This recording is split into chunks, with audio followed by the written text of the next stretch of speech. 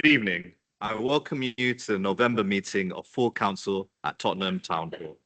Please can attendees note the information contained on the agenda sheet at item 1 on filming of meetings. To confirm that this meeting is being live streamed to the public and available on the council website. This meeting is also recorded by the council for subsequent broadcast via the council's internet site. Before starting the items, please can the Democratic Services Officer confirm with our sound and audio engineer that there are no issues with the streaming of this meeting so far and is available to the public. The meeting is live. Thank you. I wanted to set out some important health and safety information for attendees to know. There is a long-running and lately more heightened risk to health and safety of elected representatives. As the council, there is an overarching responsibility to ensure that councillors are able to carry out their duties and responsibilities in a safe environment and without any risk of harassment, intimidation, or violence. Therefore, if any interruption is deemed as a risk to the health and safety of the attendees, security will immediately take reasonable action to eliminate the risk and remove the individual from the meeting room. There will be no risk taken to preserve the safety. There'll be no risk taken to preserve the safety of attendees, and I ask that attendees note this information. If any issues arise, I will explain the procedures. Going on to agenda item 2, to receive apologies for absences. Apologies for absences, I call on the Chief Executive. Mr. Mayor, the following councillors have provided apologies: Councillor Buxton, Councillor Worrell, Councillor Mason, Councillor Rossetti, Councillor Stennett, and Councillor Johnson. Thank you very much. I move on to agenda item 3, admission of late business. I call on the Chief Executive. Mr. Mayor, I'm asking you to agree the admission of the following late items of business that could not be available earlier and need to be dealt with at the meeting. These are as follows. Item 10D, the report from the Standards Committee. Item 12, question and written answers, and item 13, motions. In relation to the reports under item 10D, reports from committees, the Standards Committee report is late at the meeting as the meeting took place close to the publication of the council papers, and there is a need to consider these recommendations prior to the March council meeting.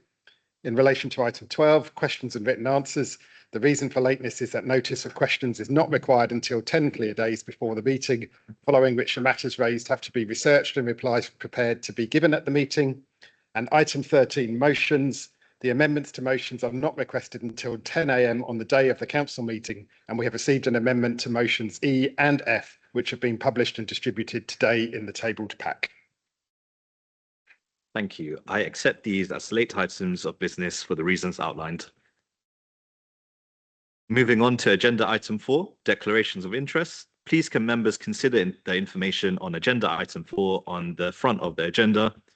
Would anyone like to declare an interest? I see no hands, so I will move on to agenda item 5. Agenda item 5, to approve the minutes of the 21st of July and 16th of October 2025 as a correct record. I call on the Chief Executive. Mr. Mayor, I would ask the council to approve as a correct record the minutes of the meetings held on the 21st of July 2025 and the 16th of October 2025. Are they agreed? Thank you. We move on to item 6, communications from the Mayor. Now, we have been saddened to hear of the recent passing of former councillor Julia Glenn, who served as a councillor for Moswell Hill Ward between 1998 and 2002. And we have also heard of the passing of former councillor Jacqueline Goodwin, councillor for Woodside Ward between 1978 and 1979. I now would like to invite Councillor Da Costa to say a few words in memory of Julia Glenn. Mayor, colleagues, it's with deep sadness I rise today to mark the passing of Julia Glenn, who died peacefully at home on the 6th of November following a short illness. She spent her final weeks exactly as she wished, at home, surrounded by devoted friends and supported with great care by the NHS and the Weldmar Hospice Trust. Julia was part of the first ever group of Lib Dem councillors elected in Haringey, winning Muswell Hill in 1998, alongside Lynn Featherstone and June Anderson. Although she stepped down in 2002, her influence reached far beyond her 4 years in office. She laid a path that so many of us have since walked, mentoring new activists, supporting candidates, and helping people believe they could make a difference. Many whom she encouraged went on to become councillors, MPs, and even members of the House of Lords. Her generosity wasn't only political. Julia first became active locally after helping an elderly neighbour in the early 1990s, a simple act of kindness that grew into a weekly commitment and a long friendship.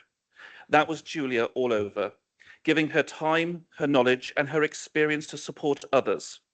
Even after her ME diagnosis, she was still actively serving the local community. Her friends describe her best. Lynn Featherstone said that Julia looked sweet, but was fiercer and more persistent than anyone she had ever met, a fighter for the right stuff and a wonderful, decent, honest human being. Others recall her warmth, her humour, her quiet scheming, and the communities she brought together in the Theatreland, in railways, at her riding school, in Dorset, and of course here in Haringey. In her final Facebook post, she wrote, "I've had a rich and varied life and was born to be a Lib Dem, so didn't get much choice about being an activist or not." Julia leaves behind friends across every part of her life and a legacy of public service that continues through the people she inspired. She will be deeply missed, and may we honour her memory by continuing the work, the kindness, and the community spirit she believed in. Thank you, Councillor Da Costa. I will now invite Councillor Peacock to say a few words.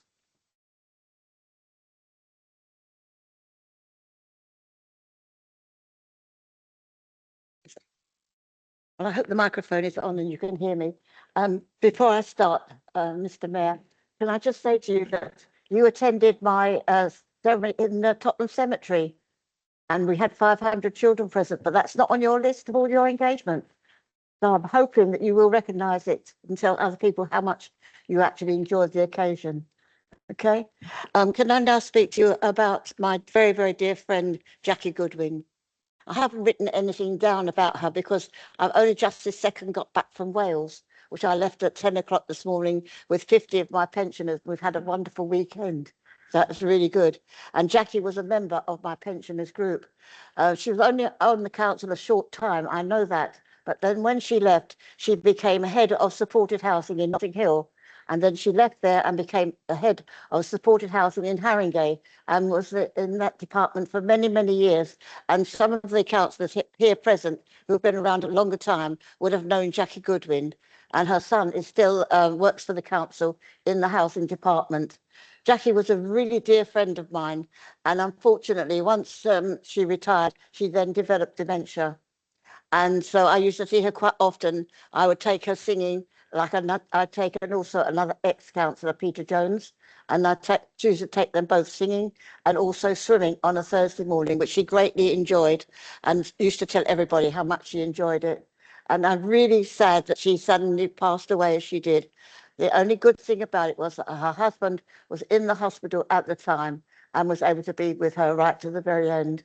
So I do hope, and I thank you all your councillors for listening to me and also for giving me the opportunity to speak about Jackie, a very, very dear friend of mine. Thank you, Councillor Peacock. We will now stand in a 1 minute silence to remember former councillors Julia Glenn and former councillors Jacqueline Goodwin.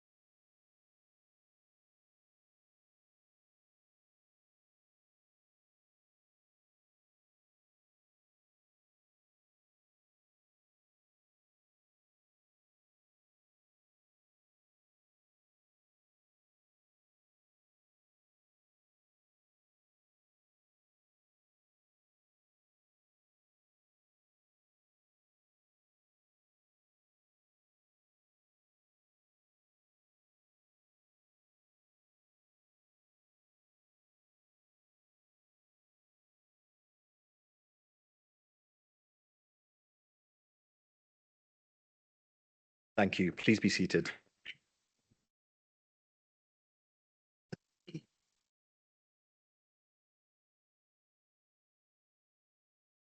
Now, on the official mayor's communication, Councillor Peacock, you beat me to the punch. But I have emailed a list of events that I've attended and wanted to highlight Remembrance Sunday as one of the events and one of the civics duties that we have within the borough. It was warm and welcoming to see the many councillors that attended, the different services that happened all across our borough. And I just wanted to say a big thank you to the Democratic Services team for all the effort they put in for arranging some of the events during that time. Now, friends, colleagues, it is with a great pleasure that we have seen a lot of youth participation within this council chambers. In our last meeting, we saw young people come and address many issues within our borough. And within our working with our captain, Peter Baker, the representative of the Deputy Lieutenancy for the London Borough of Haringey, we have also now decided to extend this to the cadet service, and in choosing our the Haringey's first actually mayor's cadets. We have had a strong application for this process and have chosen two very special people. And I'd like to firstly invite, I guess, the deputy mayoral cadet for this year, who is chosen as Issa Smith, who is an RAF air cadet from the 16th F Squadron ATC. Issa, can you please come forward?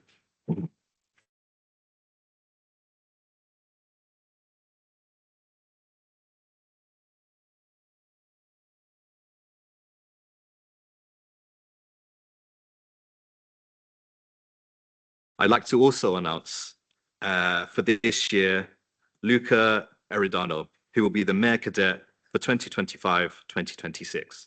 Luca is a part of the Lima Company, Royal Marines Cadet, which is the Royal Marines Cadet section of the London Area Sea Cadets, located in White Hart Lane, which is quite a good area.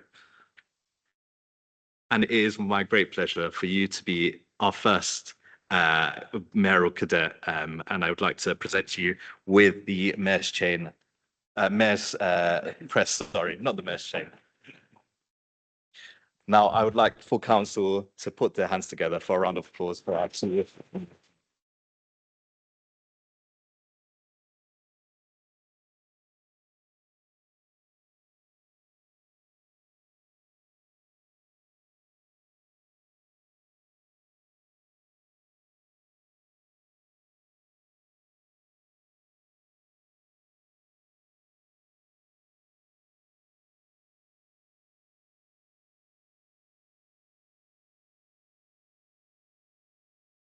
Thank you very much.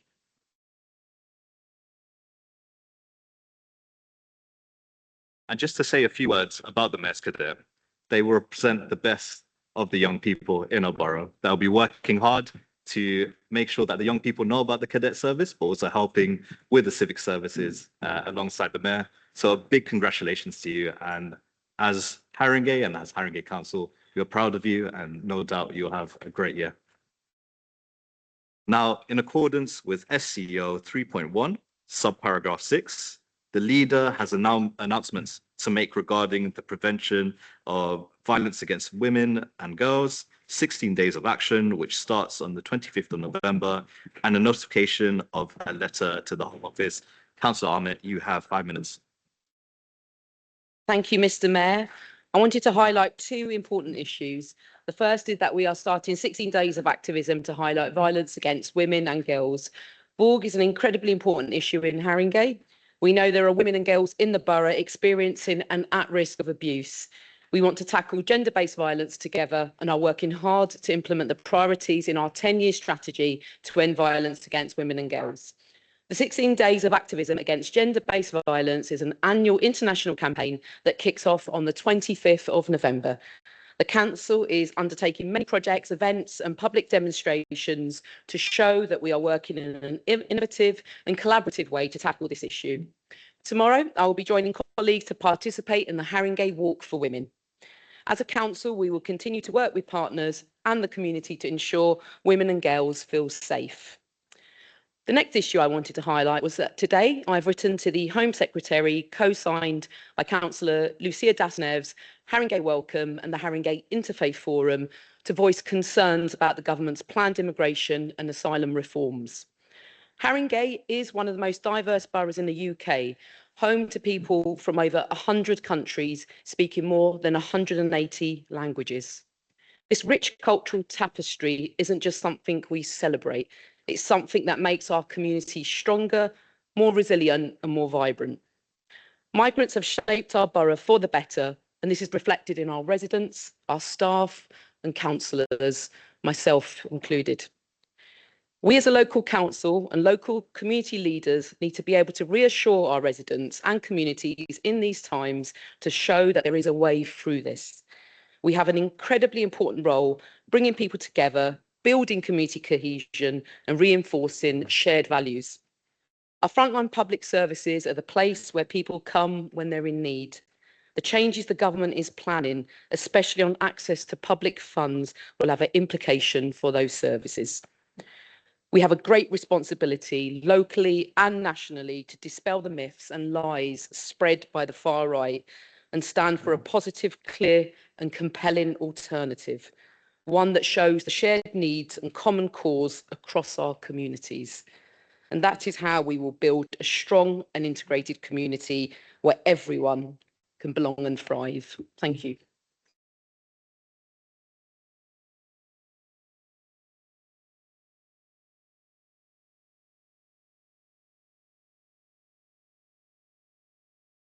Thank you, Councillor. We will now move on to item 7 to receive the report of the Chief Executive.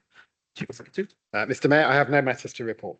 Thank you very much. We move on to item 8 to receive the report of the Monitoring Officer and Director of Legal and Governance. I call on the Monitoring Officer. Okay.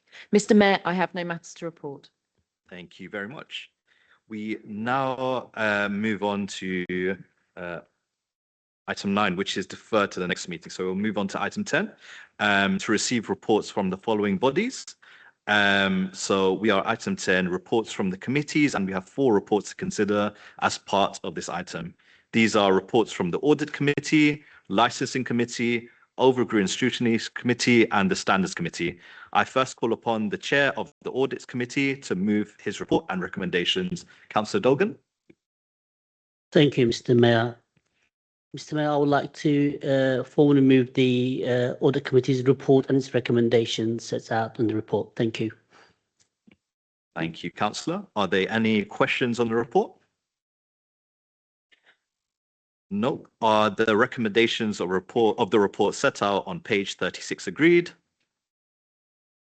It is agreed. I call on the Chair of Licensing to move the report and recommendations. Councillor Abella. Report.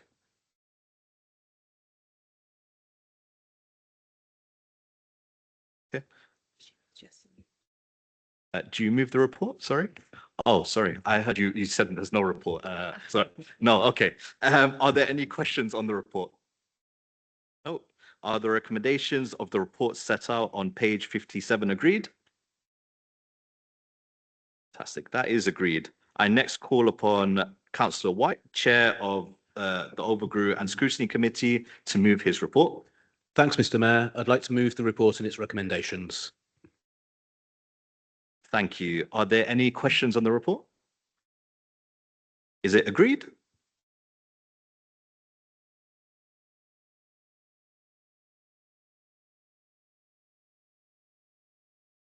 I next invite Councillor Ali, Chair of the Standards Committee, to introduce his report, which contains changes to the Constitution, including financial regulations, contract standing orders, and the planning protocol. Councillor Ali. Thank you, Mr. Mayor. You saved me quite a bit of time. I'd like to move the recommendations in the report and to thank the Constitutional Working Group for their diligent feedback and input as always. Thank you. Thank you. Are there any questions on the report? I see no hands. Please can we agree the recommendations in the report set out in the supplementary pack at pages 2? Agreed. Thank you. That concludes this item. We now move on to item 11 to consider requests to receive deputations and/or petitions, and if approved, to receive them. We have received a deputation from the community spaces on Haringey providing community food banks in need of premises. I welcome Rose Daku, really apologies if I mispronounced that, Charlotte Gray, Jenny Lindvall, and Carmel Cadden to the meeting. Charlotte, please come forward to the microphone and you have 5 minutes to make your recommendations.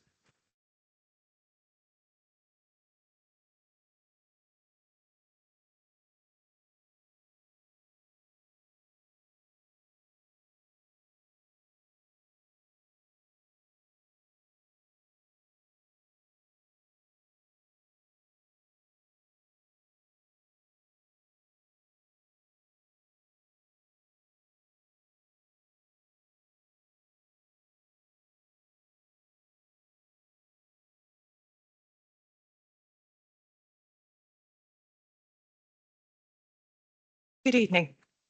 We are from the Community Spaces campaign, set up 18 months ago to match empty council-owned properties with community food projects with no premises, and which provide food and other basic support to local residents in need.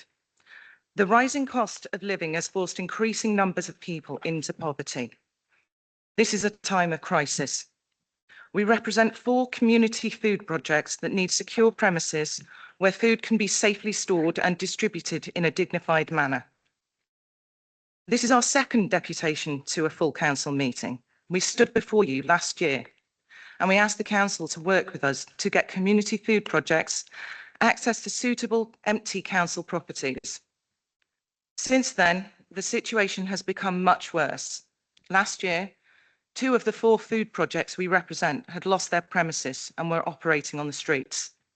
This year, 3 out of the 4 projects are now homeless, and the 4th one, Bands Green Food Bank, has been forced to halve its activities due to rising costs.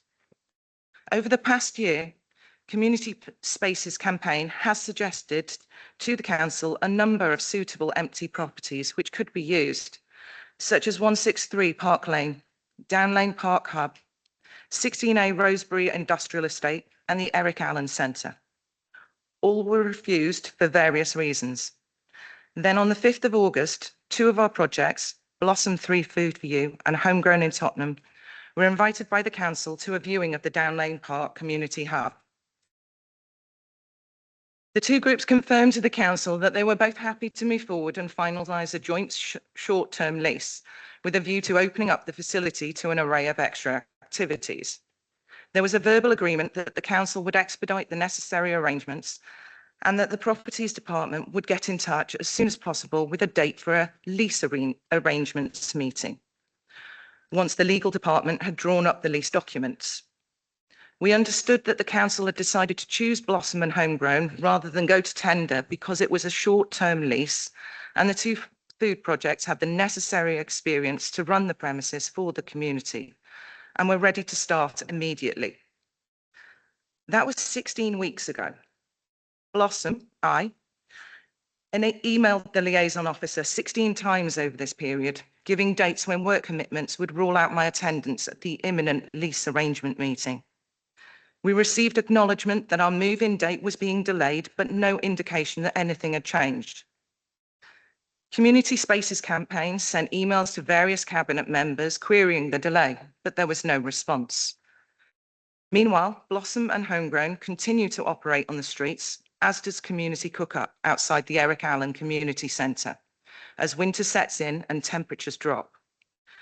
We brought this deputation to ask the council to clarify how much longer it would take before the lease arrangements meeting with Blossom and Homegrown would take place.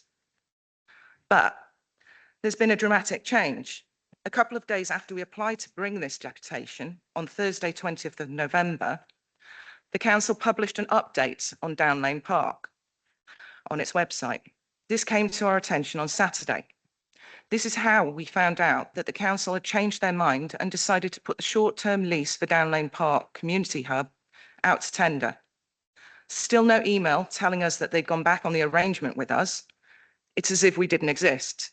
In view of this unexpected news, we've amended our question. How long will the lease tender process take and how soon will the hub be reopened? Thank you. Thank you very much. Are there any questions from councillors on this deputation?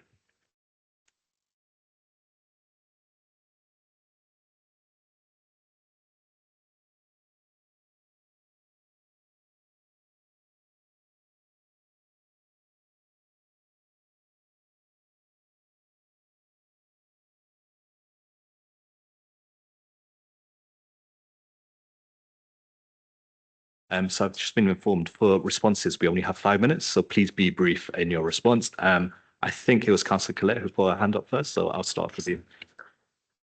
Thank you. I'm really sorry to see you here again. I remember that you were here about a year ago. I wondered if you could tell me what communication you have had with the council in the last year, how many responses you have actually had to questions. Thank you. Well, communication from the council over the past year has been minimal. After last year's deputation, we had an online meeting with CouncillorOvat in January, where it was decided that we would meet with the council liaison officer and the manager of Haringey Community Collaborative to identify suitable premises. After 4 of these meetings, in which all our suggestions were dismissed and no helpful information was supplied by the council, we all decided it was a waste of time and we needed to have a cabinet level meeting. This was at the end of April. We repeatedly asked the liaison officer to arrange a meeting with Councillor Ovat and possibly other cabinet members with relevant responsibility in this area. She told us that she kept reminding them, but we received no response from them. Then out of the blue, Blossom 3 Food for You and Homegrown in Tottenham were invited by the council to view the community hub in Down Lane Park on the 5th of August. The viewing ended with the understanding that the Properties Department would invite these 2 groups to a lease arrangements meeting as soon as possible. We heard nothing.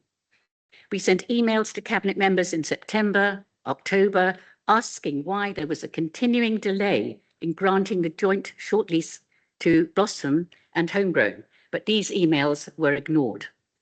And that is why we've had to bring the deputation here again. And I'd like to give a bit more background. Community Space had its first meeting with Councillor Ovat in September 2024.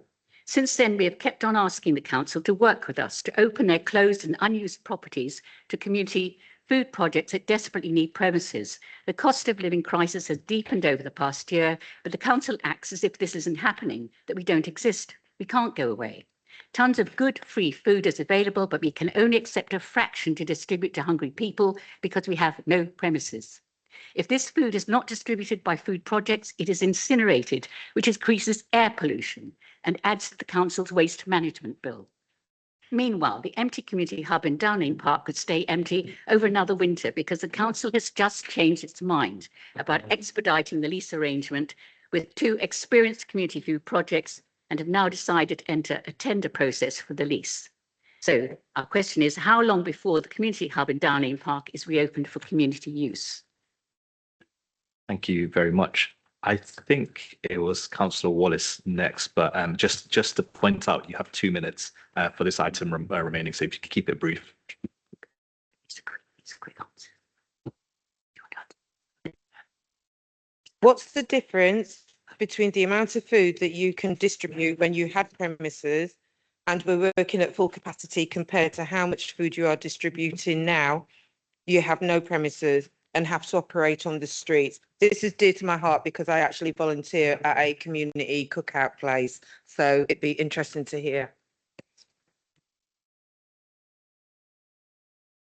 So previously we used to, between the 2 projects, Blossom and Homegrown, we used to be able to feed between 1,300 and 1,400 households. Now, and that equates to about 36 tonnes of CO2 emissions by our calculations.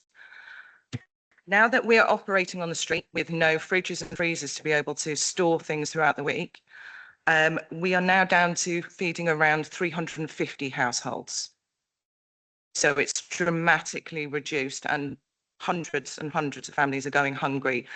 And we are getting reports that from other food banks across the borough that people from the N17, N15 area, the immediate Tottenham area, are going to their food banks because we cannot provide them with enough because we do not have adequate storage and premises. Thank you. Do you guys still want to ask your questions or? Okay, Councillor Blake, you have about 43 seconds. Thank you, Mr. Mayor. I'd just like to ask a question regarding security at the Empty Down Lanes community hub. Do we have any idea in terms of if there's a security presence there that the council's contracted, and any idea around costs? Thank you. Well, the security company hired by the council pays their staff the London Living Wage and double for bank holidays. So 2 guards on 24-hour surveillance cost about £7,000 a week. Since the beginning of August, which is when the council had to place the security on the building because it was empty, the council has paid at least £112,000 for security outside the Down Lane Park Community Hub. Obviously, this will be a cost saved as soon as it's opened.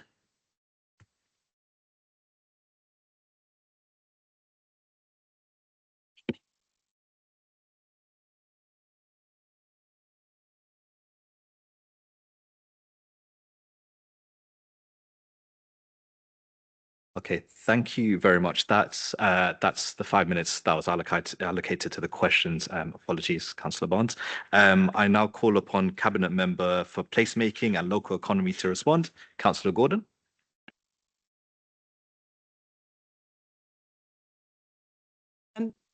Thank you, Chair, and thank you to the deputation for bringing this matter to the full council. I'd also like to pay recognition to the admirable work done by food banks across this borough. It's an unfortunate situation that so many people are relying on food banks, and we do have an enormous number of food banks actually operating very successfully, very close to where we are seated right now. I'm also grateful that you've come along because there has been a lot of disinformation being put about what has happened at Down Lane Park, and I'm grateful for this opportunity to clear up some of that information. I would, and I'm not directing these comments at you, but I would really advise people not to try and use situations that take place in our community centres as some sort of political football to be making political capital out of. Because we've got very great community centres operating all over our borough. None of our community centres are being closed down. It's true that the Down Lane Park Community Hub has been closed for a little while, but that was not the doing of the council or this administration. We had an agreement in place with the previous tenant that we absolutely wanted to continue. That unfortunately that tenant walked away from that agreement, and the last sort of act that went on really facilitated an incursion into the premises, which then led to the premises being occupied during the course of the summer, and which means that the whole process of whatever happens next in that has been delayed by some considerable time. We have to, when our buildings are being occupied, put sufficient security on the buildings. We cannot allow people to access our buildings, and particularly having children inside those buildings, which is what happened over the summer when we don't know what the security is in those buildings. So I know that wasn't anything to do with your organisation, but those are the actions we've had to take as a responsible council. So there was a delay. And I can say now that we are now in a position to move forward. And this week we will be opening an expression of interest to all community groups that will go out within the next few days in order to get a new tenant into the Down Lane Park Community Hub. We have to have, as a council, an open and transparent process about who takes on those leases. And we have to balance all the time between the sorts of activities that go on in our community centres, and that, you know, it may be that it's people offering a food bank facility, but there's a lot of activities that we are desperate as a council to make sure those activities are reinstated into that community hub. So those are the considerations that will be taking place when the expressions of interest come back from all organisations, and I'm assuming that you will be one of those organisations that applies. But it will be a fair and open process, like we do now with all of our. We've developed a policy for our community buildings that we think is robust, so that everybody has an equal and fair chance of taking on those tenancies. As a council, this Labour administration has invested millions of pounds in our parks. We know how important our parks and the facilities that are within the parks are to people that live in our borough. We've invested, and we will be investing in a new community hub in Down Lane Park to the tune of £2.5 million. That will be a state-of-the-art community hub with garden facilities, as well as hiring facilities and community facilities. We're an administration that is investing in our parks across the whole of our borough, despite the financial straitjacket that we've found ourselves in. We're an administration that has been investing in our libraries and keeping our libraries open, and we're an administration that is investing in council housing. So, you know, what we are trying to do here is to have a balanced approach in all of our community centres. No centres are being closed. Sometimes there are difficulties, people move on and so on, and we have to manage that in a fair and open way, and that's what we've been trying to do. Thank you, Councillor. That's time. Thank you very much, Charlotte, for your representations. You and your colleagues can return to your seats. Thank you very much.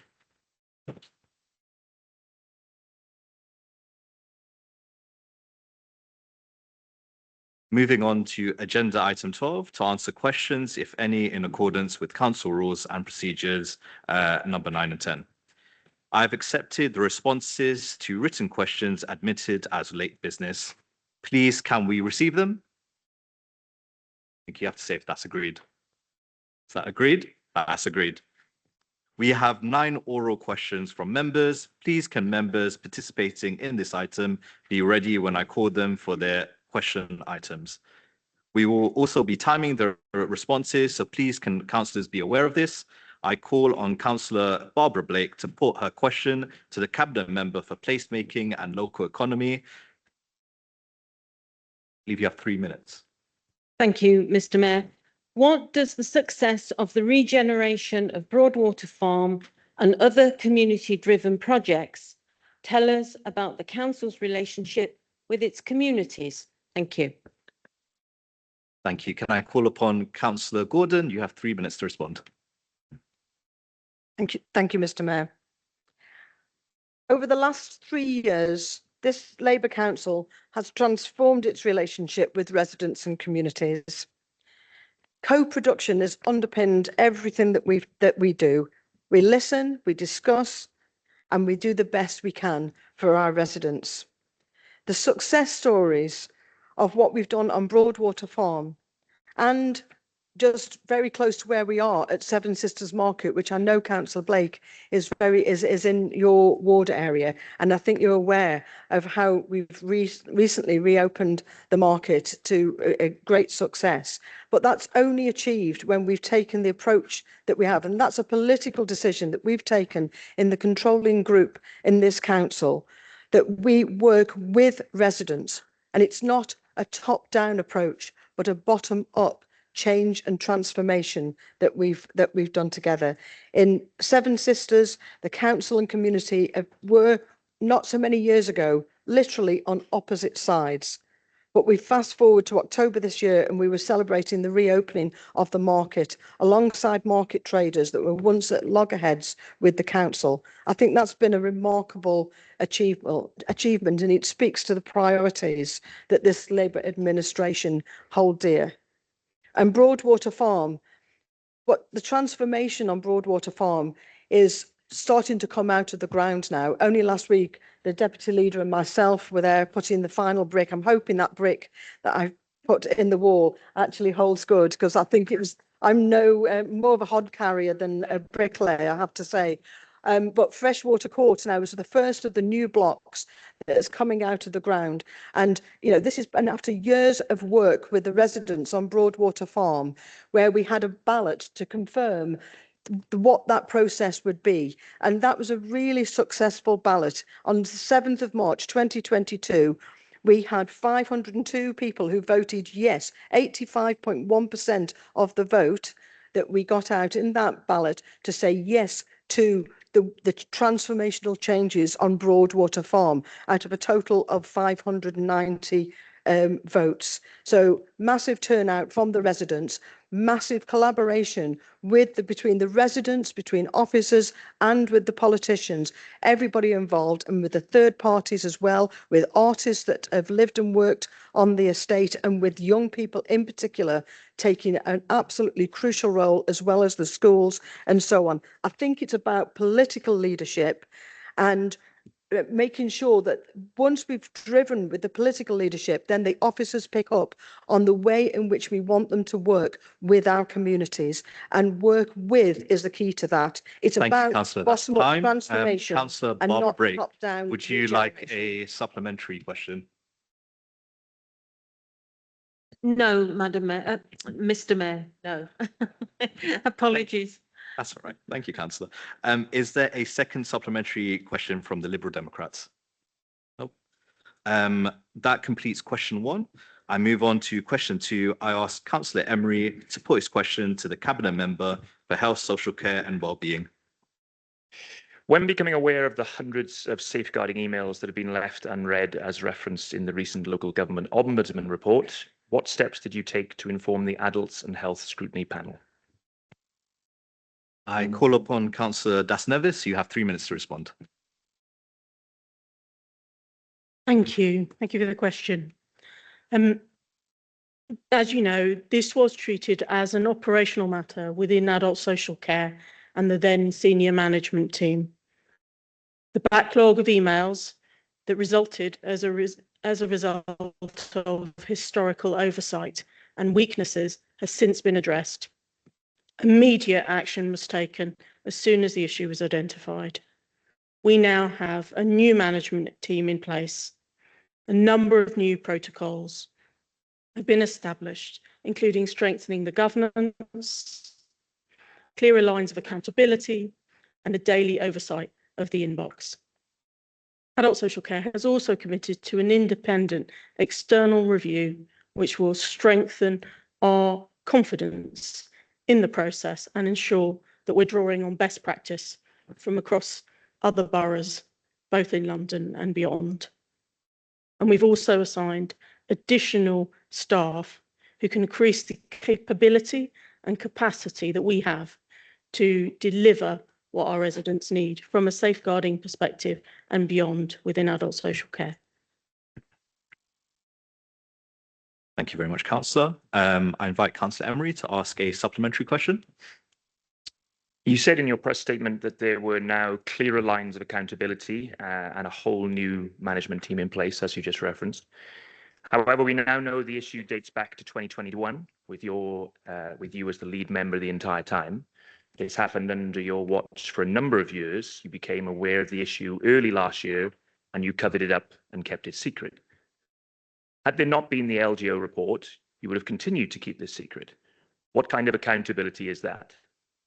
You claim that a whole new management team is in place, but that's not true, as you are still the lead member for this service. Why have you not tendered your resignation? Councillor Das Nevis, you have 1 minute to respond. In actual fact, Council, the matter dates from 2019, as I think we shared in our report very openly. I've been very, very clear, I think abundantly clear, that this falls way short of what we would expect as a decent, good service for residents. But I've also been really clear that we acted swiftly and responded to the issue and started getting the job done and continue to get the job done. Thank you, Councillor. Is there a second supplementary question from the Labour Group? No. That completes question 2. We move on to question 3. I ask Councillor Abella to put her question to Cabinet Member for Resident Services and Tackling Inequality.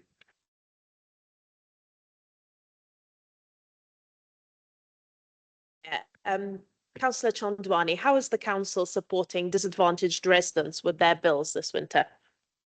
Thank you very much. I call on Councillor Chandwani. You have 3 minutes. Thank you, Councillor Bella, and thank you also to not making any references to the Arsenal and Spurs match yesterday. I've had enough already as it is. So the cost of living crisis is deeply impacting our residents, and in 2019, we commenced the Haringey Here to Help programme, which delivered clear support for residents in hardship. The work was pivotal during COVID and still continues today. And I just want to share some headlines because it's more than just about their bills. We assist over 24,000 households with their council tax, either offering discounts or full exemptions. We have supported residents facing rent debt with over £1 million of help from the discretionary housing payment. We are working with Thames Water to assist residents to get their water bills down and help save over £700,000 this year alone. We have helped over 500 families this September towards the purchasing of their school uniforms. We have helped low-income pensioners claim nearly £2 million of pension credit since October 24, thanks to the help of the Labour Mayor, Sadiq Khan. We fund several organisations in Haringey to ensure that the borough's advice family are working with residents from across the borough. This includes Citizen Advice, the Haringey Advice Partnership and Markfield Project, just to name a few. And last month, this Labour government changed the criteria for the Warm Homes discount, ensuring more residents were eligible for support. And in Haringey, that has seen 23,000 extra households get £150 extra this year. We are determined that our residents get their share of the £19 billion worth of unclaimed social security that they are eligible for. Our residents do not want handouts, though. They want to live fulfilled and independent lives. However, the cost of living crisis, which includes extraordinary price hikes in food, energy and housing costs, is leaving them in financial stress. And we will be there for our residents during the tough times. It's important, however, we build resilience in our community, and we have various other programmes running across the council, such as our partnership with Shine, which has seen 1,000 residents secure cheaper energy bills, saving an average of £200 a year. Our adult learning service and Haringey Works, who's helped 1,000 residents find employment, and helping young people with amazing academic talent from low-income families have the opportunity for university education through the John LaRose Fund. This ensures we upskill our residents and prepare them for the best opportunities available. So, in a nutshell, because I've got 20 seconds left, our policy is to help residents avoid crisis, to maximise social security eligibility, and to build financial resilience.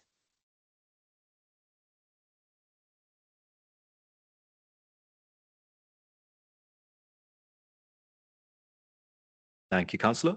Councillor Abella, do you have a supplementary question? Thank you. Is there a second supplementary question from the Liberal Democrats? Nope. That completes question 3. I move on to question 4. I ask Councillor Connor to put her question to the Cabinet Member for Children, Schools and Families. Thank you, Mr. Mayor. The J report into child exploitation in Rotherham and Baroness Casey's national audit on group-based child sexual exploitation have shown that councils failed to protect children because elected members did not ask enough questions or assumed others were dealing with the problem. With both reports reminding us that councillors have a statutory duty under the Children's Act to safeguard and promote the welfare of children in our borough. With that in mind, can the Cabinet Member confirm what steps this council is taking to support councillors to ask the right proactive questions of our safeguarding partners, particularly in light of recent media reports of organised child sexual exploitation or grooming activity in our area? Thank you. Thank you. I call upon Councillor Bravazan. You have 3 minutes to respond.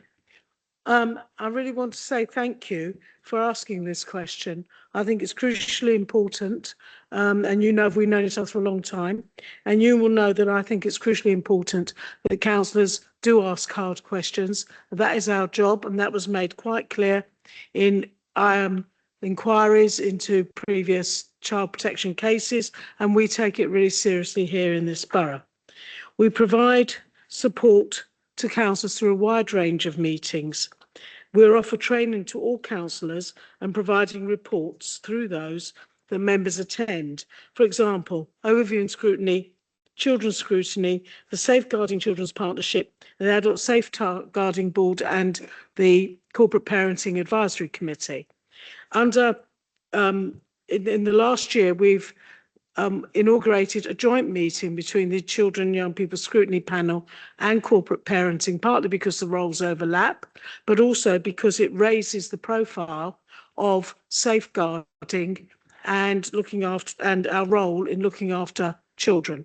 And my intention is that that continues, and I hope it will in the future administration, so that we can focus very, very significantly on key questions around all areas of children safeguarding. In supporting councillors, we did institute training, which is obviously part of the induction programme for councillors after the May 2022 elections. And there was a series of training sessions because, of course, as all councillors know, safeguarding is everyone's responsibility. And we tried to set out the council's arrangements, and then there were additional sessions based on member requests. I would very much hope that this training becomes established and required as part of a consistent approach to ensure that councillors are fully aware of their roles and responsibilities, and that councillors do take them as seriously as we need them to do, given the issues you've raised in your question. We have also provided training on other matters between 2022 and 2025, which have covered topics such as child sexual abuse, missing children, exploitation and grooming, youth violence, radicalisation and vulnerable adolescents transitioning into adulthood. In addition, of course, we are very involved with the Haringey Safeguarding Children's Partnership, which has got 3 key partners, the local authority, the police and health, who share equal responsibility.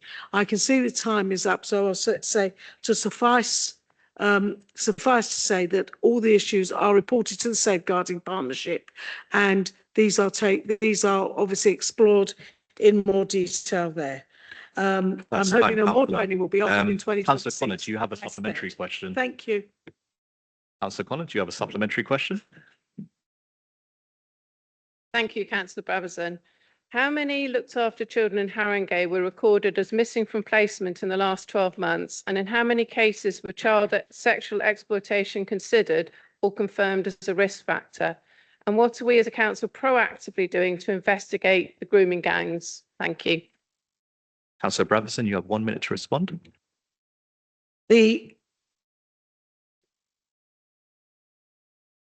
So, Anya, Children's Services do everything that is required to investigate grooming gangs and so on under the role of the Child Sexual Exploitation Service, and I can report back to you in more detail. Thank you, Councillor. Is there a second supplementary question from the Labour Group? No, that completes question 4. I move on to question 5. I ask Councillor White to put his question to the Cabinet Member for Communities. Thanks, Mr. Mayor. I'd like to ask CouncillorOvat about the decision to keep the front desk at Tottenham Police Station open and what that means for the residents of Tottenham. Thanks. Thank you very much. Councillor Ovat, you have 3 minutes to respond. Thank you, Mr. Mayor. Thank you, Councillor White. The decision to keep open the front desk at Tottenham Police Station is a significant and tangible win for the residents of Tottenham, and a direct result of firm, coordinated action led by this Labour administration. When the Met Police announced proposals to close police front counters across London due to budget pressures, Tottenham was set to lose its only public-facing police access point, and it would have resulted in a complete absence of a public-facing counter service between the Edmonton and Tottenham corridor, with Edmonton Police Station counter at risk as well. For a corridor formally recognised as a high crime priority area and designated as a clearhold build site, this would have created a complete gap in essential local provision between Edmonton and Tottenham. Resident safety is our #1 priority. We simply could not allow this to go ahead. This Labor administration responded immediately and decisively. The leader and I immediately called a meeting with the borough commander and wrote to the Met Commissioner on behalf of residents. We convened partners, issued a joint statement with Enfield and secured support from key figures, including the Deputy Prime Minister David Lammy and Bambo's Sharon Lumbers MP. Because of our sustained campaign and intervention, the Met agreed to review its plans. Within weeks, we received confirmation that Tottenham's front desk will remain open, albeit with reduced hours. This Labor administration recognises that front counters are more than administrative points. They are essential points of access for residents who are vulnerable, digitally excluded, or facing crisis. Keeping Tottenham's front desk open protects that access, safeguards community confidence, and ensures policing remains rooted in the community it serves. Ultimately, this decision will keep residents and communities safe. Unlike the opposition, we don't panic, we don't moan. We stay calm, we talk to our communities, and we get the best result we can for them. And that's exactly how Haringey Labor campaigned to keep Tottenham's police front desk open. We acted decisively with a clear and important win for the entire community. Thank you.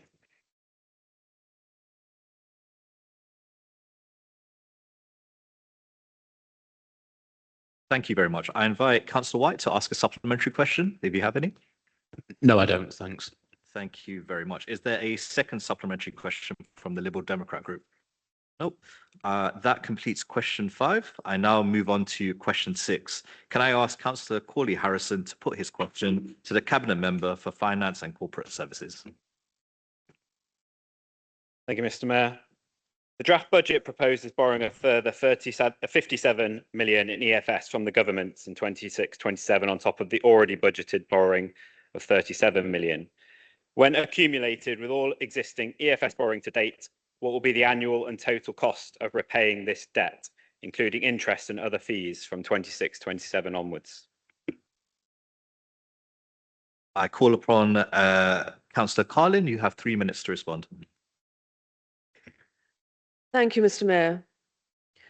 Haringey Council has had £143 million in real terms cut from our government grant since 2010. That is a 55% reduction. As I will remind you, that is because of the decisions taken by the Lib Dem Conservative coalition to change the funding formula for local government. At the same time, we have seen an increase in the overall number of residents, a 24% increase in the number of over 65s, and increasing numbers coming to the council for support more recently, especially for adult social services and temporary accommodation. And the cost of providing these services continues to rise. 80% of our service budget is spent on adult and children's social care and temporary accommodation. Work is being done across the council to reduce our spending, including a spend control panel that scrutinises every non-essential payment over £1,000, a recruitment panel that challenges all staffing requests. Every payment over £25,000 has to be signed off by the 151 officer, and there is a financial improvement board of senior officers. It is in this context that the question must be answered. Exceptional financial support is not a panacea, as your question asks. What is the cost to the council of borrowing capital for revenue purposes? Based on the report that we brought to Cabinet last week, the current assumption of our borrowing is that the borrowing costs will be £6.1 million a year, based on an interest rate predicted of 5.85%. Obviously, these figures are subject to change. One of the reasons that they're subject to change, interest rates could go down.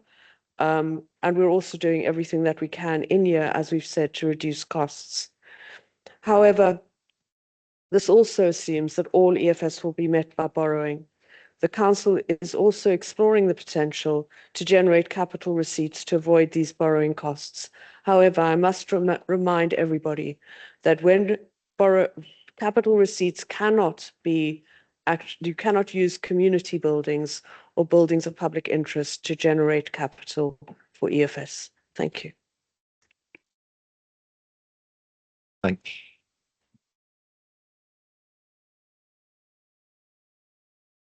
Thank you very much, Councillor. Councillor Corey Harrison, do you have a supplementary question?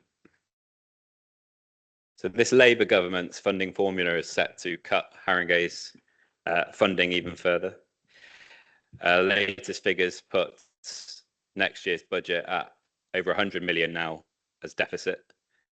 What is your red line figure for calling in the commissioners? Councillor Carlin, you have 1 minute to respond.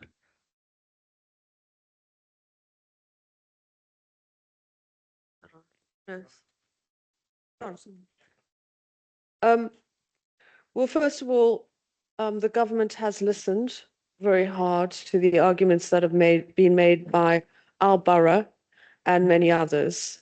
And so the index of deprivation upon which the funding formula is being based has been changed to include housing costs. We don't yet know, the analysis is being done, exactly what that means for Haringey, but it will make a considerable difference given the levels of deprivation in the borough. At this point in time, as I've said, we don't know what the final position has been. In terms of red lines, that is a question for our 151 officer, but the government does not want commissioners called in. The offer that they're giving us is EFS. Thank you. Thank you, Councillor. Do I have a second supplementary question from the Labour group? No.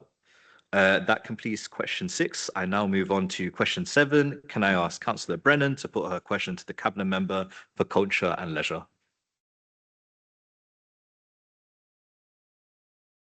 I'm delighted that Haringey Council has recently finished the refurbishment of Muswell Hill Library in my ward, making it fully accessible for all our residents. I'm particularly pleased that this council has made it a priority to keep all our libraries open.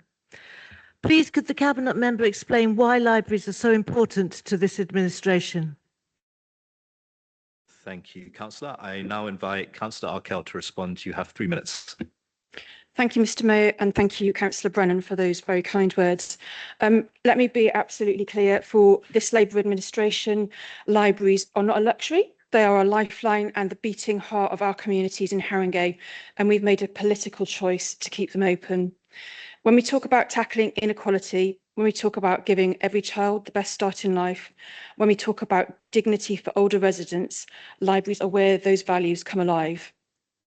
They're free, they're open, and they're accessible to everyone, no matter your income, background, or circumstance.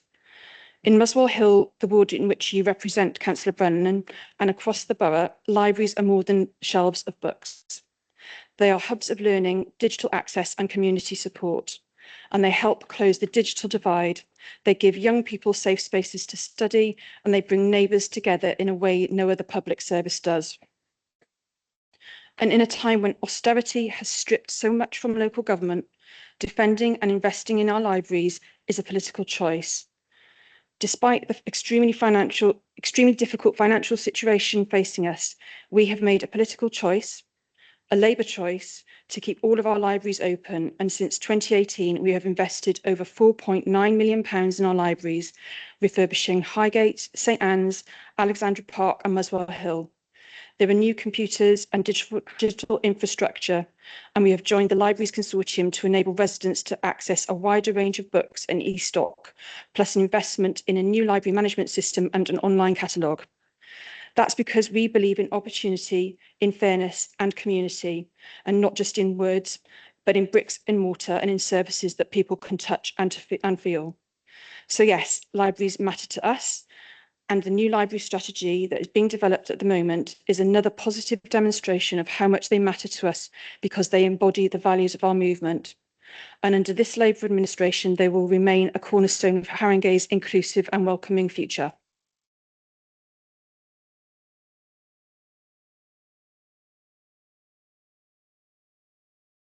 Thank you, Councillor. Councillor Brennan, do you have a supplementary question? She is shaking her head to say no. Is there a second supplementary question for the Liberal Democrat group? They are also shaking their heads to say no. That completes question 7. Question 8, can I ask Councillor Patton to put his question to the Deputy Leader? Thank you, Mr. Mayor. Since the council brought housing repairs back in-house in 2022, the council has built up a huge repairs backlog, with residents reporting long repair wait times and voids still contributing to Haringey's budget deficit. With the industrial dispute now settled, please present to us a targeted plan showing the timeline for reducing the backlog for repairs and voids. Thank you. I call upon Councillor Williams. You have 3 minutes to respond. Thank you, Mr. Mayor, and thank you, Councillor Patton, for your question. And I'm extremely glad that you've recognised the hard work that I and other senior council officers have put into resolving the outstanding dispute with Unite. We're absolutely delighted that we now have a resolution on the table, and we have the foundations for a first-class repair service that we want to build. We've modernised our terms and conditions for workers with Green Book conditions that are standard across the council. And now we want to move quickly to upskilling our workforce. The premise of your question, however, about a budget deficit in housing is incorrect. The council's ring-fenced housing revenue account does not have a budget deficit. The council HRA business plan is viable, generates revenue contribution to capital, and supports the delivery of 3,000 new council homes in Haringey and an investment of 600 million in existing stock over the next 10 years. And since the Almo was brought back in-house, the council has been working on a plan to ensure that all repairs are completed to a good standard and within a timely manner. The number of overdue repairs is monitored at board level with regular commentary provided on progress and challenges. And the number of overdue repairs, of course, increased during the COVID-19 pandemic, which is a similar story for all local authorities across England. But when the Almo was brought back in-house, there were 15,000 repairs that were classified as being overdue. And as of November this year, there's been a massive 60% reduction. The team are working at pace to complete the remaining repairs, and we aim that this will be completed before the end of this financial year. To give some context, the council carries out over 55,000 repairs a year, and the overall satisfaction level with the repairs was 85% for 24-25, which is an improvement on 23-24. The council has, by the same measure, reduced a void level of what was 4% when the Almo was transferred back to the council to 2% now, and we are working to a target to get that reduced to 1% in 2026. At the same time, the council has more than doubled general needs lets from 284 to 739, a staggering 160% uplift due to voids throughput and our award-winning house delivery programme, meaning that our residents are getting the homes they need sooner. The council's targeted plan was set out in our housing improvement plan, which went to Cabinet on April 2023, and you can have a look at it on our website at any time and see how we're tracking through those improvements that we are making. Thank you.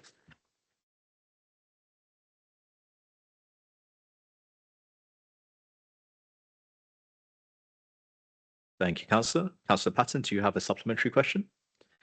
He shook his head to say no. Is there a second supplementary question from the Labour group? I'm seeing shaking of heads saying no. So that completes question 8. Question 9, can I ask Councillor Lawton to put her question to the Cabinet Member for Climate Action, Environment and Transport? Thank you, Mr. Mayor. Yes, please could the Cabinet Member highlight some of the benefits of Haringey's new fixing factory?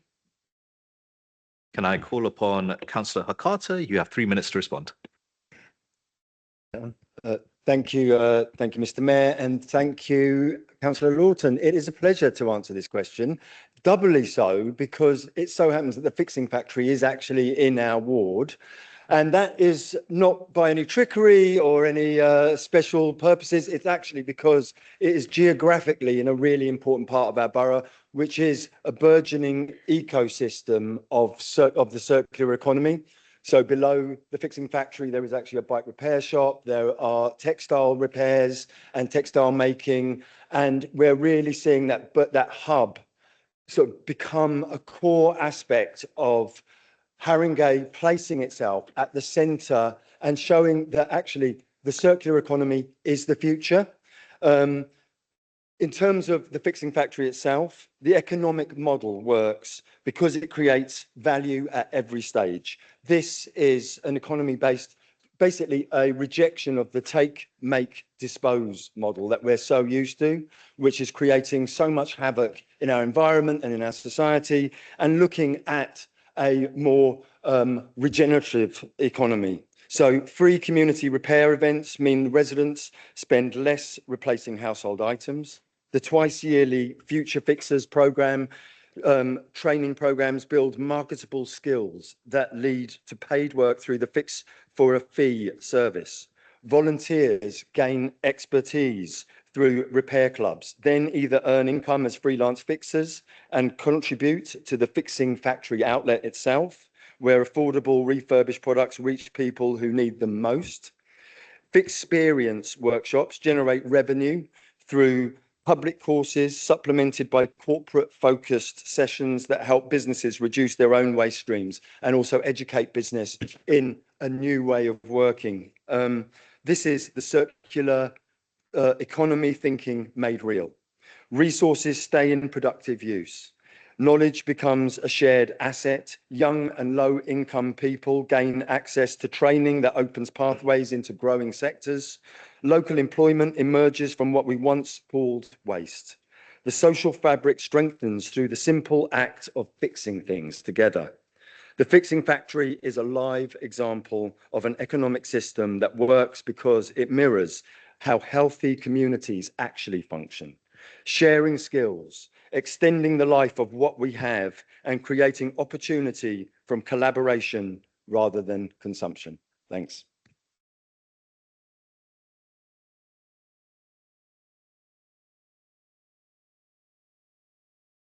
Thank you, Councillor. Councillor Lawton, do you have a supplementary question? She's indicating her head to, well, so not shaking her head to say no. It's a long night. Is there a second supplementary question from the Liberal Democrats? They are also saying no. That completes question 9, and we move on to item 13. So in item 13, we have 2 motions for consideration. Firstly, I'll ask Councillor Barnes to propose the motion, which is motion E, better rented homes for Haringey. Councillor Barnes, you have 5 minutes to speak.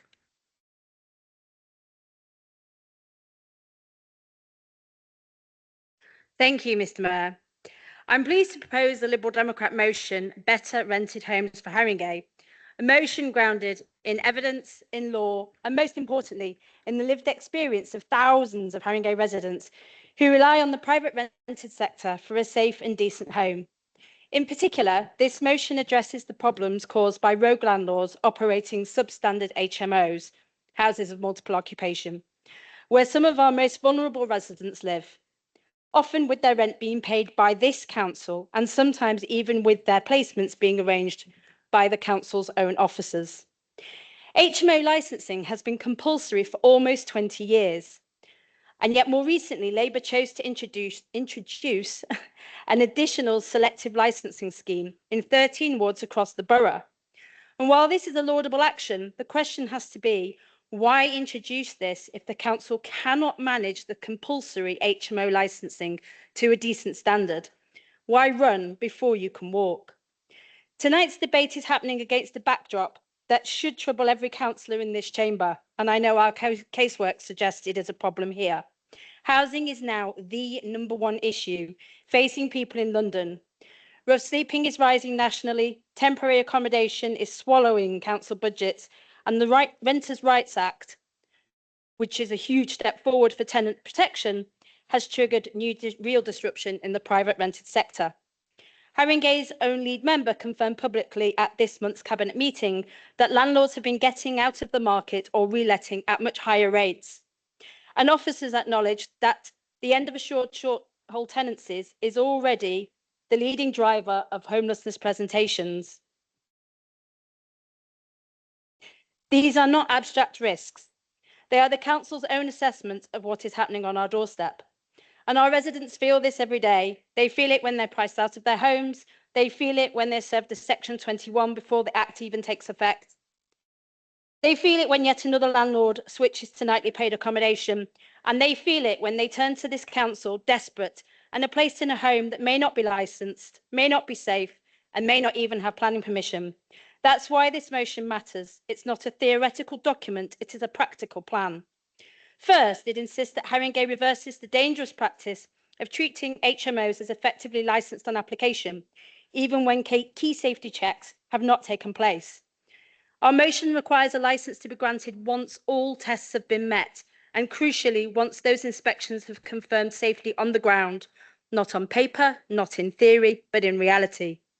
Second, our motion demands proactive inspections of every HMO and every selectively licensed property, just as our neighbouring boroughs do.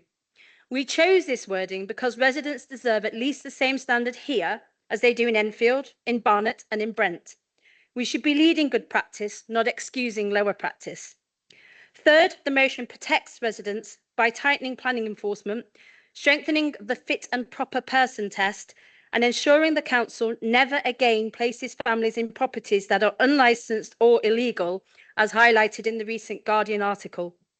Fourth, it introduces real transparency, regular publication of key enforcement metrics and formal reporting to the Housing Improvement Board so councillors and residents can see what progress the council is making. Now, I am aware that Labour colleagues have published an amendment ahead of this meeting, but I won't preempt the full debate that will yet take place, but I will say that there is still time this evening for Labour to back this clear, specific, measurable motion with commitments outlined within that motion, commitments that residents expect us to deliver. If Labour chooses instead to dilute the action, to take out the targets and to remove the reporting requirements, then we will all have to explain to residents why a council facing a housing emergency is choosing to do less rather than to do more. But I hope that you will reconsider, because the truth is simple.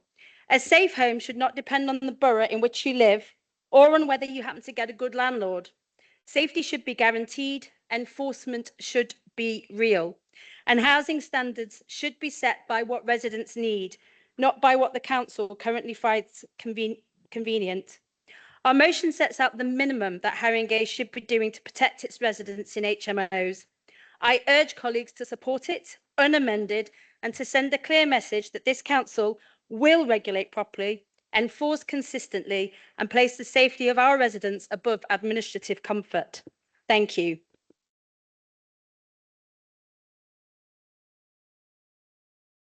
Thank you, Councillor. Can I just remind members of full council to turn off their phones or silence their phones, please? Because I've been hearing some ringing, which is quite annoying. I call on Councillor Corley Harrison to second the motion. You have 3 minutes. Thank you, Mr. Mayor. I'm pleased to second this incredibly important motion and highlight some of the flaws that currently exist with housing licensing processes in Haringey.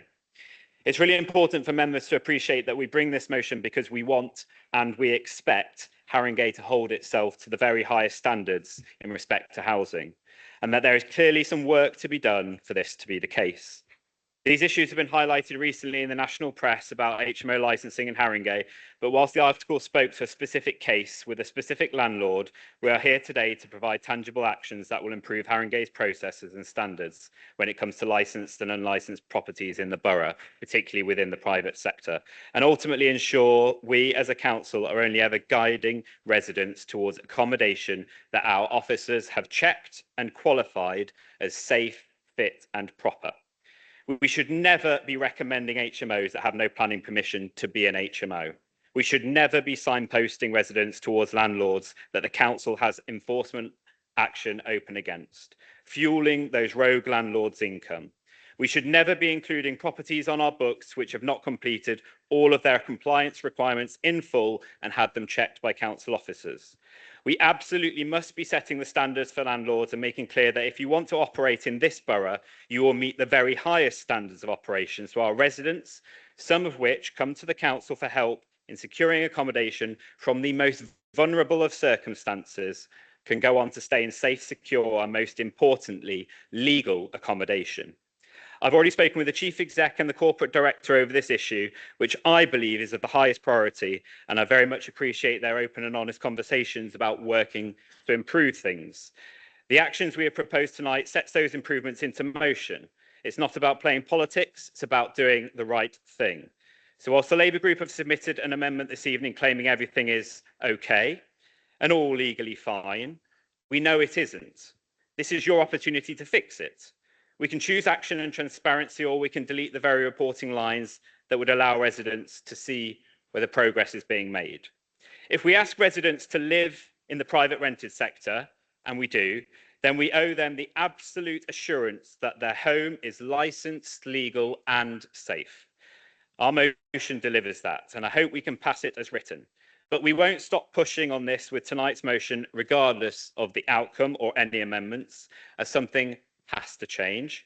So improvements to policies and procedures need to tighten up, and we will continue standing up for that to happen. Thank you.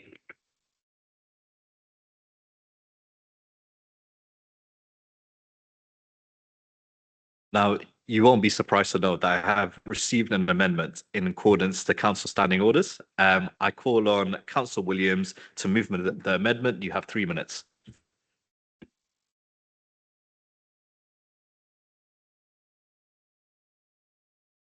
Slightly dumbfounded by those allegations that are just based not remotely on reality. We don't ask people to live anywhere. That's just not how it works. People come to us when they need help. But anyway, we're amending this motion for two very important reasons. Firstly, and significantly, because there are a number of factual inaccuracies that legally could not be passed by this full council.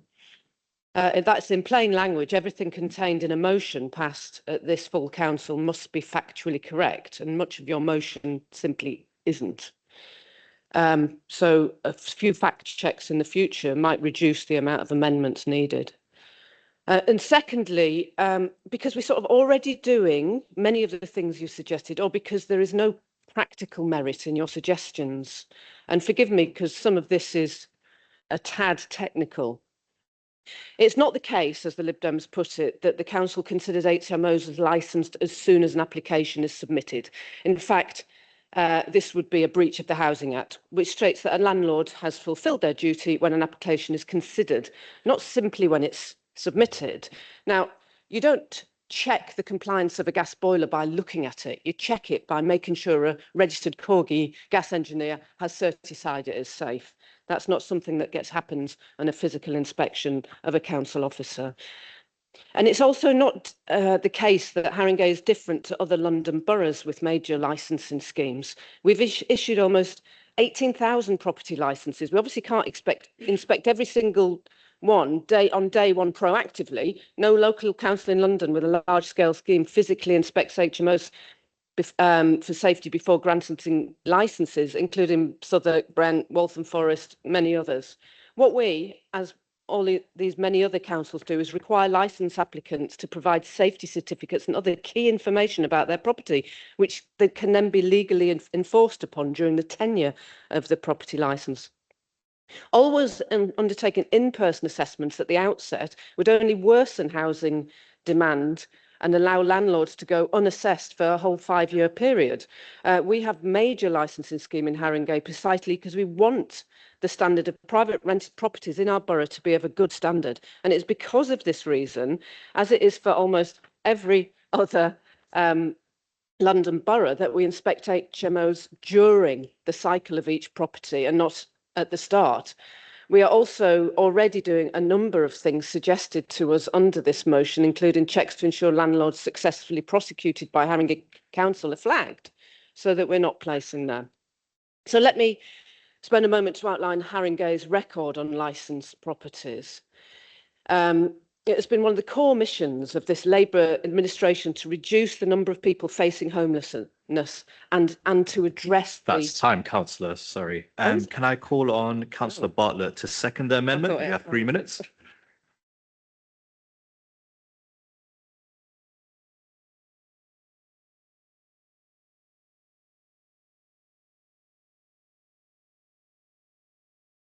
Lost that. So picking up from where Councillor Williams left off and correcting the record, Haringey Council is one of the largest council house builders in the UK.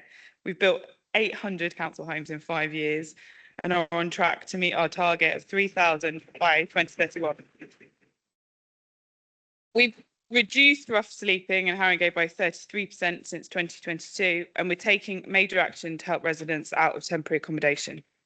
So to the point of enforcement that the party opposite made, here are some stats to illustrate what the action that we have taken. 4,468 HMO compliance inspections, 4,262 selective compliance inspections undertaken, 286 enforcement notices, 113 civil penalty notices issued, and our licensing scheme to find numerous landlords sums of up to 20,000. This Labour Council is delivering on improving the conditions in which private renters are living, but it's also in tandem with the changes that the Labour government made in the Renters' Rights Act, which passed last month. This is a generational shift in the balance of power from landlords to tenants. As you all know, it outlaws Section 21 evictions, and it gives the tenants more power in lots of different ways, including making it easier in the first place to find a rented property, because it stops the cruel practice of having to bid to pay rent. In terms of the national picture, the government's changes also give local authorities more powers in terms of enforcement. I think there's a lot of consensus in what we want to achieve here, but I'm very confused by some of the points that the opposition made in terms of how to go about it. Councillor Williams already questioned some of the points put forward, but one of the ones that I wanted to ask was about rent repayment orders and using these as a way to pay for the additional enforcement that the opposition party is suggesting, including forcing the council to do some of the work that rogue landlords would not carry out. These are difficult to attain and enforce. For example, at the moment, there's 100,000 cases in backlog at the first tier tribunal. How is it practicable to use these measures in order to pay for additional enforcement, which is unnecessary at this point? And why should the council carry out work when it should be done by landlords themselves? While it's true that there are some changes already in terms of reaction to the Renters' Rights Act, it's really important that the people who are landlords take on that job in full knowledge and with full responsibility. Renting out a property is not like owning shares or stocks. It should be done by somebody who's fully committed to looking after a property and the people that they are renting to.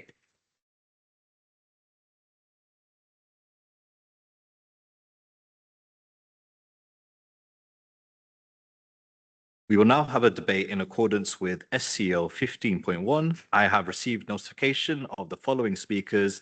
You each have 3 minutes. I will start with Councillor Isla Gosling. You have 3 minutes. Thank you, Chair.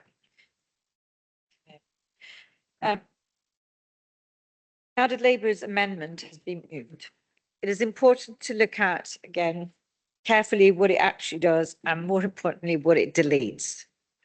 The original Liberal Democrat motion set out clear, specific, actionable commitments, including mandatory inspections, enforcement against illegal HMOs, stronger fit and proper persons tests, and transparent KPIs reported to the Housing Improvement Board.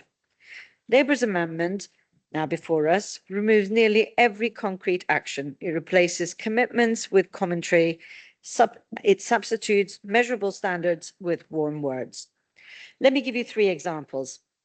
Firstly, Labour's amendment deletes the requirement for proactive inspections of all HMOs before licenses are granted. Instead, it cites other boroughs that also do not inspect upfront, as though the lowest common denominator were something to emulate.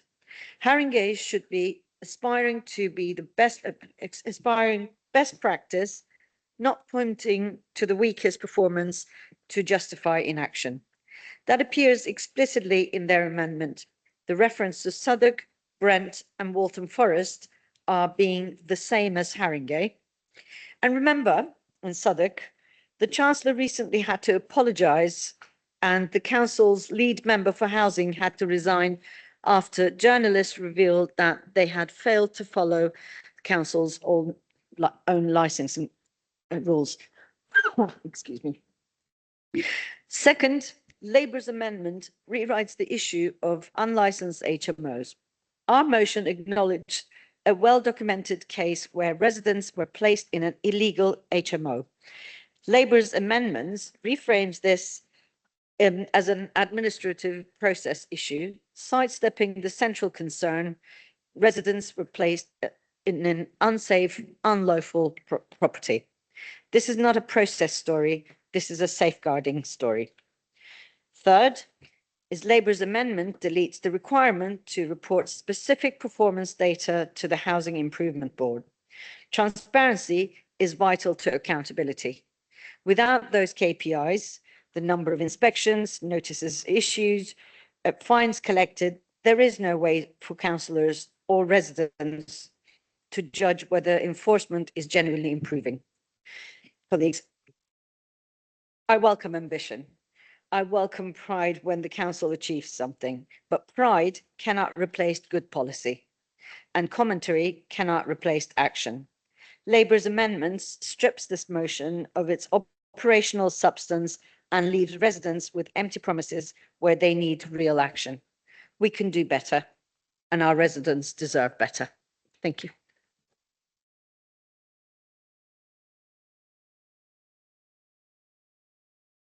I'll call upon Councillor O'Donovan. You have 3 minutes. Thank you. Thank you. And it's my pleasure to reaffirm our support for the rental sector in Haringey and to support the amendment. This amendment clears away the confusion of the original motion. It presents detailed information about our residents' housing situation and the legal framework that we work within. We have achieved what we have achieved, as well as the roadmap for the years ahead. It reinforces our total commitment to ensuring the highest possible standards of housing across our borough. Wingspan Walk in Tottenham Hale shows what can be achieved. A new development of 271 new council homes with exceptional energy efficiency, a wonderful example of municipal socialism offering beauty as well as shelter. We've worked over many years with residents, renters and landlords to improve privately rented accommodation in Haringey and will continue that work. We are committed to regulate the rental sector where necessary and then support landlords, ensuring properties are maintained to a high standard. We are working towards a rental sector where our people are not warehoused, but safely housed in affordable, well-managed accommodation in a welcoming community. The Labour government's Rental Rights Act is also one huge win for the people of Haringey. The licensing of homes of multiple occupancy also helps us regulate privately rented accommodation. AWAB's law is being extended to privately rented homes, and this is indeed a huge victory for housing campaigners, many from Haringey, including some of my colleagues. It brings in new requirements on all landlords to properly tackle mould and damp within strict guidelines. We should pause here for a moment to remember 2-year-old AWAB, who died in 2020 from severe breathing condition caused by prolonged exposure to damp and mould in his home in Rochdale. Also, as I listen to this debate, my fellow councillors will be thinking of residents in their own ward living in poor rental housing condition. The young person who wants to rebuild their life but feels intimidated by other occupants. The mother who cannot get repairs done. The child with nowhere to study. The couple living next door to a HMO have always welcomed newcomers to the street, but now experience the antisocial behaviour of a few unmanaged tenants. The good landlord as well, who's been squeezed out by bad landlords. We know the ill effects of poor housing and the very positive effect that good housing can bring. We know for adults, improvements to well-being, life opportunities, and also for children, it means a real boost to education and development. We will continue the serious, complex work of changing the rental sector for the better to improve the lives of all of Haringey. Support this motion. Thank you.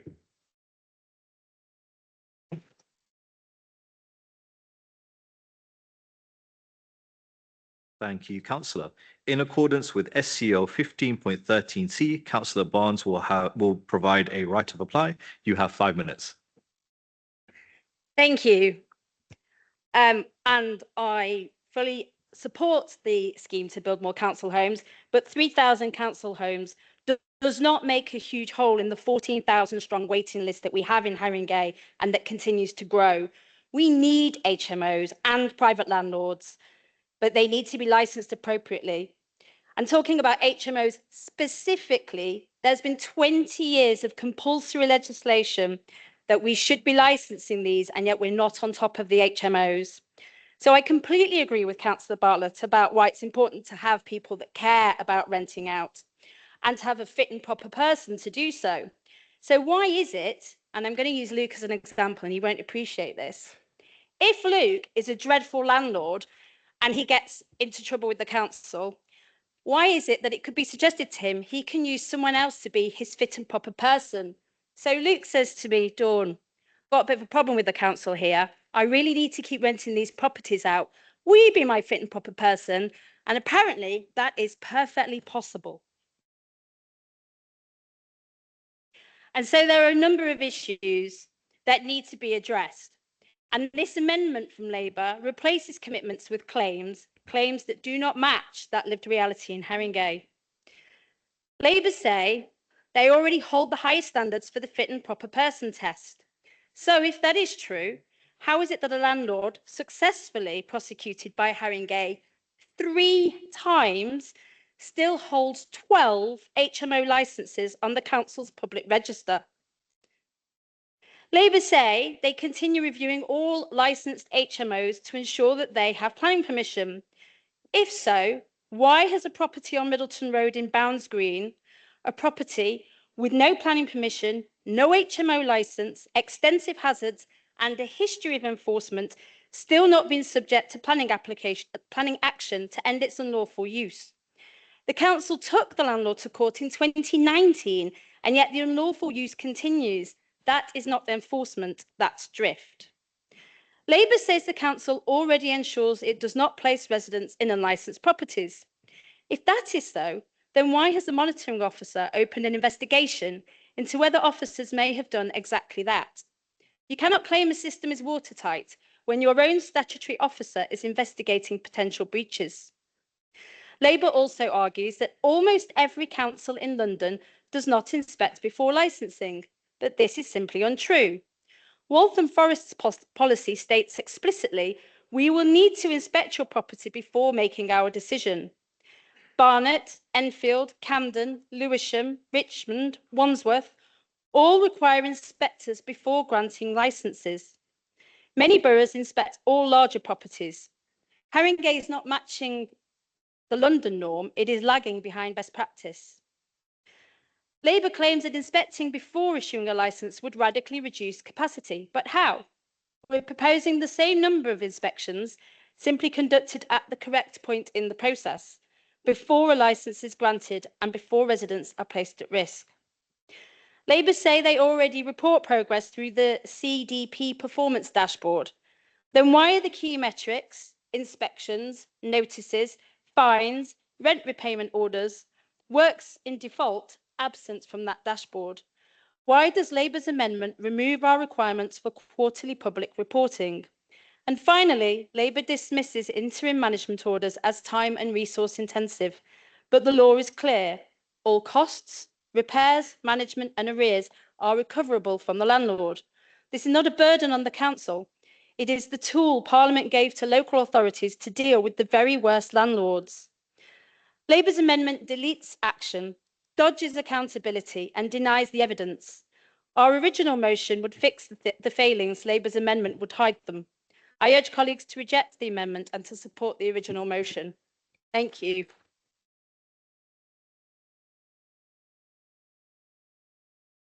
Thank you, Councillor. We will now vote on the amendment. If it is agreed, we will vote on the motion as amended. If it is not agreed, we will vote on the original motion. All those in favour of the amendment?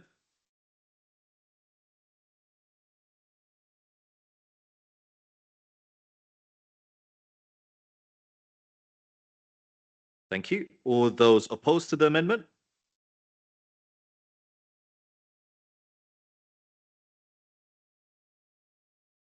All those abstaining? Thank you very much. The amendment to the motion is carried. We will now vote on the amended motion. All those in favour?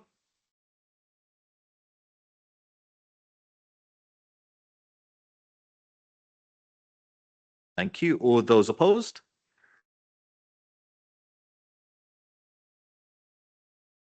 And all those abstaining? The amended motion is agreed.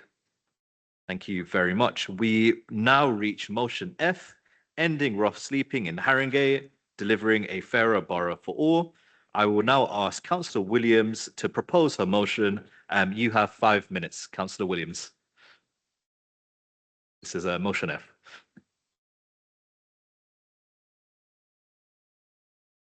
Thank you, Mr. Mayor.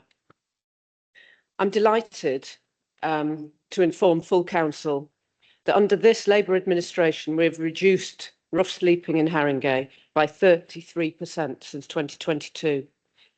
And this is down to the huge contribution of the rough sleeping team, our rough sleeping partnerships with statutory services, grassroots organisations and community voices, and the political will and values of our Labour group. But our aim is clear. We want to end rough sleeping entirely, and the job is not finished until we have done so. No one in Haringey in 2025 should be forced to sleep rough. Any socialist would share this ambition. We're fortunate to be joined by London's Labour Mayor and our Labour government, both of whom have taken significant steps in providing funding and legislative support to this aim. Sadiq Khan has committed to end rough sleeping in London by 2030, and Steve Reid has pledged a rocket boost to house building. He wants to build, baby, build. Not my words. I haven't got the hat, but if silly slogans help get us the homes we desperately need, then it's fine with me. Now, I'll say a few words regarding the work we're doing locally to eradicate rough sleeping. We've built a strong foundation of trauma-informed, evidence-led practice, co-produced with people who have lived experience. We launched our rough sleeping strategy.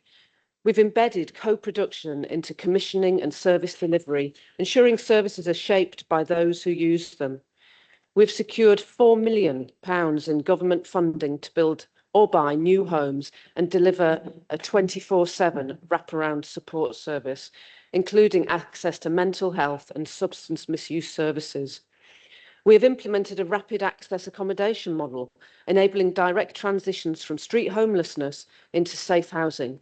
This eliminates procedural delays and allows immediate placement when individuals are ready to engage. The former nursing home, Osborne Grove, has been meanwhile repurposed to provide 37 units of accommodation, which has significantly boosted our local capacity. We've also opened a female-only crash pad to provide vital support to women experiencing hidden homelessness. This facility offers short-term emergency accommodation with minimal entry requirements, ensuring quick access to a safe and warm bed when women are in urgent need. To ensure inclusivity, 20% of all beds are allocated to individuals with no recourse to public funds. This provision addresses a critical gap in statutory support and ensures that vulnerable individuals are not excluded from emergency housing. A significant proportion of rough sleepers had previously been in private rented accommodation or asylum support, highlighting the impact of housing insecurity and immigration policy and highlighting the importance of our work to reduce housing demand. And as already spoken this evening, we know the help that the Renters' Right Act is going to bring in this space. But just to remember, Haringey is now named as the second biggest council house builder in the whole of the United Kingdom. We are building council homes and letting those homes at council rent. And please don't be dismissive about the effect that's going to have, not just to our list, but all of those families that are in temporary accommodation at the moment. We've already built 800 homes. We're getting on to 1,000. We have 2,000 completions or starts on site already, and we're on track to deliver our manifesto commitment of 3,000 new council homes. Thank you.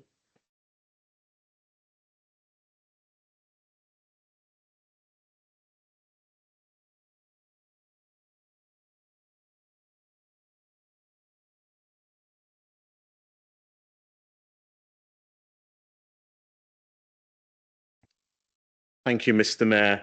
I just want to speak about the numbers that we've heard and the real stories behind those numbers. I want to give a number of examples of people who've really benefited from some of the transformational work that this Haringey Labour administration is doing. One case in particular, looking at an individual who had severe vision eye loss, who had no recourse to public funds, was assessed for care home housing thanks to our fast-tracked approach. Another individual was homeless after a relationship breakdown, secured a B&B accommodation through legal advice and partnership working.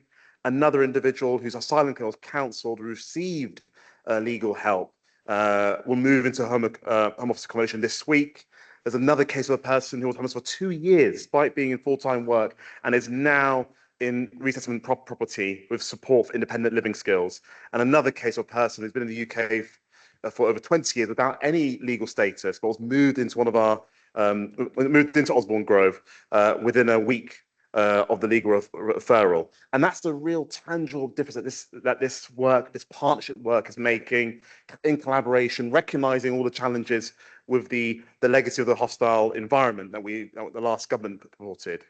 And one of the things I really want to speak to, Mr. Mayor, is actually the solution for ending homelessness. And that's only from house building. We all know that the opposition would do away with the house building program. The great abolitionist and orator Frederick Douglass said, there's no progress without struggle. And my friends and my colleagues, the opposition don't even believe in the struggle. We only have to look down the road in the late 2000s, Liberal Democrat councils in London selling off council homes, and not any council homes, family-sized council homes, putting further pressure on people on the waiting list. We have to look to other councils like the Greens, who are selling, again, 1,200 council homes in Bristol, cancelling house building programmes. And I have to say this, Mr. Mayor, but they are too cheap for the same backside. As we know, council homes don't fall from the sky. And just as we wish homelessness to be wished away, it won't happen other than building. And it only happens to be that we've got a Haringey Labour administration who's delivering, has the experience, and is recognised in leading the way in this space. So, Mr. Mayor, I'd encourage anybody to think about this very carefully. If you want to continue the remarkable achievement that we are doing to drive down homelessness in Haringey, you have to vote for it. And you have to vote for people who believe in it and, most importantly, deliver it.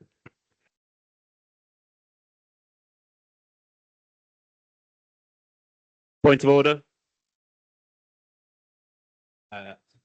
Did you say point of order? I did. What's your point of order based on? Can I ask Councillor Ali to cite where we have ever said that we would stop the house building programme? Sorry, can you state what rules have been broken for this point of order? Well, yeah. All right, I'll ask for a point of correction. Can he correct the record unless he is able to cite that we have ever said that?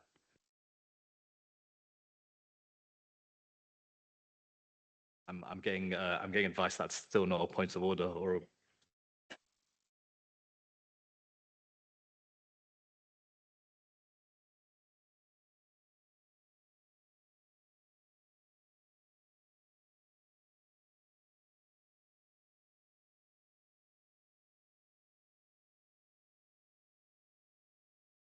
There's no such thing as a point of correction either. So Yeah, unless you can find something broken. So can the after monitoring we- officer confirm that we're allowed to tell blatant lies about co-colleagues in this chamber? I believe your statement was a point of correction, and that's based on the standing orders. Does the monitoring officer want to add anything to it? But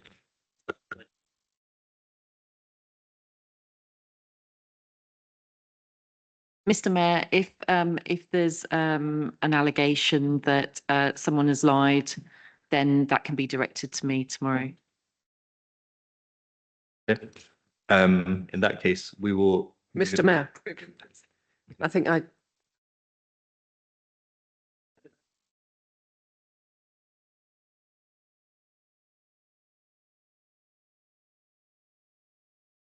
Mr. Mayor? Okay, sorry, I'm being advised that Councillor Ali, because you've used up your time, you can't respond either. I've so been we will accused, Mr. move on. Mayor. You've been accused, and I'm sure our monitoring officer will have a fun time tomorrow discussing this in a meeting. But we will carry on as Mr. Mayor? in the Constitution. Sorry, Councillor. I would also like to bring up the 5-minute response to the motion that Councillor Barnes' speech contained so many inaccuracies that I think the monitoring officer's inbox might be extremely full if we're going to report all the inaccuracies that have been reported at this council meeting this evening. Is that noted to the monitoring officer? Okay, in that case, we will move on. That wasn't a point. Well, I believe that was the same point of order that you used, actually. So we will move this on. I have received an amendment in accordance with council standing orders. So I call on Councillor Emery to move the amendment. You have 3 minutes. We were doing so well for time. Thank you, Mr. Mayor. With the colder nights drawing in, I'm certain I'm not the only one who finds their thoughts turning to the people who have no choice but to sleep outside. With temperatures hitting negative degrees last week, I can't imagine the pain felt when it gets dark, the cold bites, and you know that you'll be facing the same problem for months to come.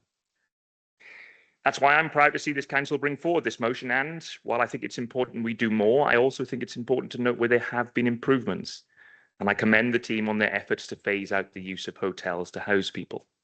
The sheer cost of using these facilities will severely impact our ability to get as many people as possible off our streets, though hopefully not into illegal HMOs. That said, I also think it is important to point out where the council could be doing better. One obvious area that has been poor is the amount of empty council homes in this borough. Residents say it to me time and time again. How can we have a waiting list of over 10,000 people when I know the place next to me has been empty for the last year? The stats back this up, with the average property empty for 10 times longer than our target.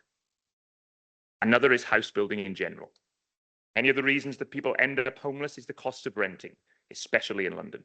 We cannot house everyone in a council property, so we need to lower rents, and the best way to do that is by encouraging house building. For 40 years, we've not built enough as a nation, with developed European countries having doubled their housing stock in that time, while we have flatlined. While this is a larger problem than Haringey, Haringey also needs to play its part. And with 8 new private sector homes having started to be built in the last 6 months, it is not good enough, especially with the mayor now cutting his affordable homes target in half, leaving us with less properties available at decent rents. Finally, the truth is, if we want any policies to work, we need to push this government to support us to be able to take action. People living on the streets want to hear that they have a place to stay. They don't want to hear about the council's holistic wraparound support and how this contributes to its strategic targets. So please, let's make sure we're doing all we can to help people survive in these very difficult times, and let's see if we can live up to the challenge of ending homelessness by 2030.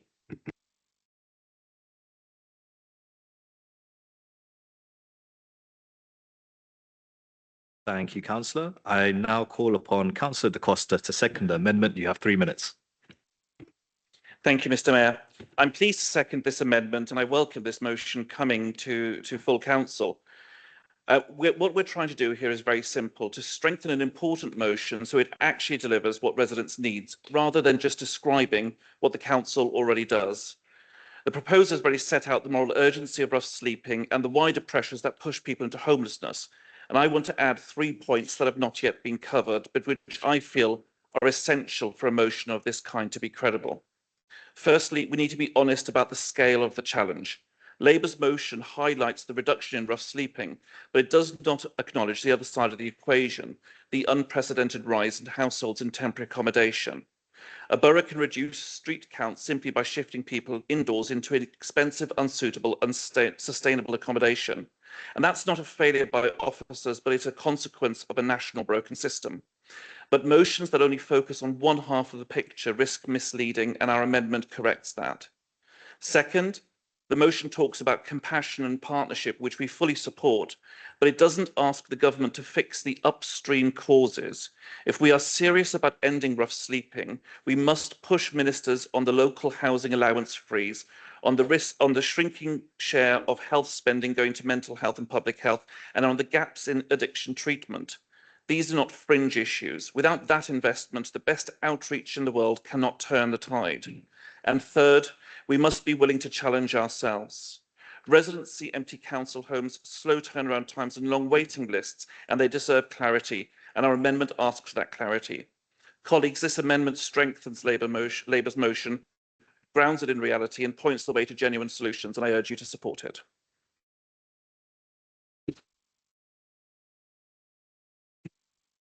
Thank you, Councillor. I have not received any further questions for the debate, so we'll move on. In accordance with SCO 15.13C, please can Councillor Williams respond? You have 5 minutes.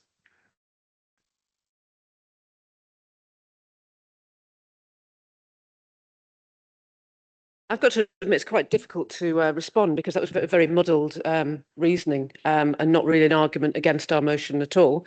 And just asking us to write some letters. We don't need to write letters. We actually have a voice at the table on homeless services. We have a very close relationship with government officials on this matter. We have award-winning team in this area. We do more prevention than other London boroughs. That's prevention of homelessness.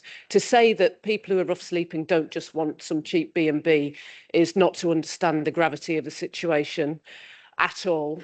And to also say that people don't want to hear about wraparound support is the biggest load of nonsense I've ever heard. People definitely want to have support, and they want to have it wrapped right around them very tightly as they come off the streets and have faced some really horrific circumstances there. And to also say, speaking to you about the cold, I agree wholeheartedly. None of us want to see people sleeping out in the cold, and we are all deeply concerned when we do see it. And I would like to talk about the SWEP, the severe weather emergency protocol, that we actually go above and beyond every time it's cold, and we model best practice on that. That's another buzzword. I won't use it. That means we keep SWEP open even when the officials close down SWEP. And actually SWEP, when the protocol is enacted, gives us a way of actually reaching very difficult to reach people who are rough sleeping. It's the time when we actually can strangely make some progress with some of the most intractable cases of rough sleeping that we have in our borough, and we bring them in and we give them that support that they need, and we find that then we can start working with them to address the issues that have led to them having to be in that extremely precarious situation. I actually know that we all want the same in this area, and that's why I think it's a bit of a muddled response, because we all want to end rough sleeping, and we all want to end having temporary accommodation families living in hotels. Indeed, that's why we have a plan to get all of those families out. I think we've had a 44% reduction in the last month out of one hotel completely. We have a massive plan for building our own lodges in the borough, which I hope no Liberal Democrat or any other councillor will object to being built in their wards, because obviously house building comes with a lot of issues for politicians, because everyone's an NIMBY, really, and we have to really address that and really sell our projects to the community, because it is so vital that those families, and especially those children, get that best start in life, and their lives are not blighted by 2-hour-long commutes every day, which none of us are happy about. So thank you very much. I don't like your amendment because I don't think it really changes anything to the tenet of the motion as a whole, and I hope that we can all support the motion as it stands. Thank you.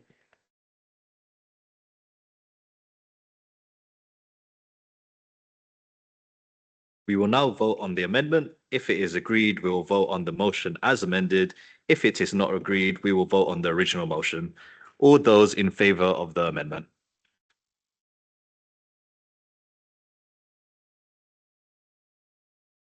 All those opposed to the amendment?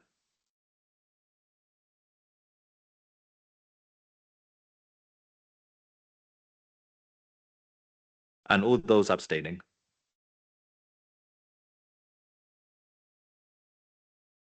The amendment to the motion, it falls. Yeah. We will now vote on the original motion. All those in favour? Sorry. All those opposed? All those abstaining? The original motion is agreed. And that is the last piece of work for this year. But as this is the last meeting for 2025, I'd just like to wish everyone a very Merry Christmas and a Happy New Year.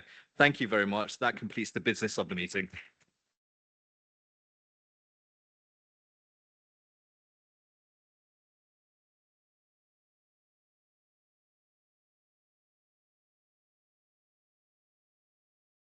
All rise for the mayor.